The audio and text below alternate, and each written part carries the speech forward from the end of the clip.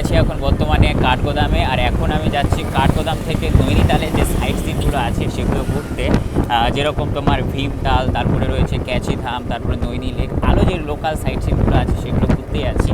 আর যাচ্ছি কিসে? রয়্যাল এনফিল্ডে।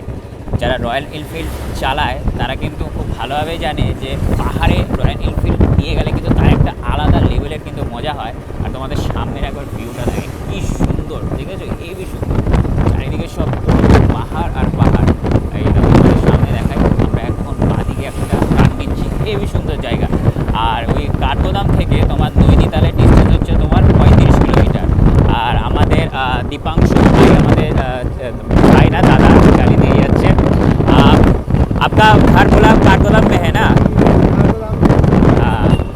মানে দাদার বাড়ি হচ্ছে কাঠগোদামে। আমি আগে থেকেই কন্ট্যাক্ট করে নিয়েছিলাম, তার কারণ আমার এর আগে দিদি যখন ঘুরতে এসেছিল তখন ওনার দাদা ঘুরিয়েছিল, তো ওনার দাদা এখন ব্যস্ত আছে, তাই আমাকে এখন ঘোরাচ্ছে।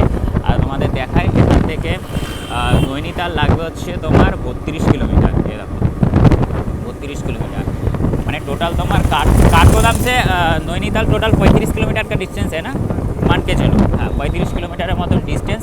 तो যাচ্ছি, খুব ভালো লাগছে রয়্যাল এনফিল্ড করে পাহাড়ে ঘুরছি। হেভি হেভি সুন্দর এক্সপিরিয়েন্স হচ্ছে। এরকম আমাদের দেখাই সামনে মানে একটার পর একটা টার্নিং নিয়ে চলছে।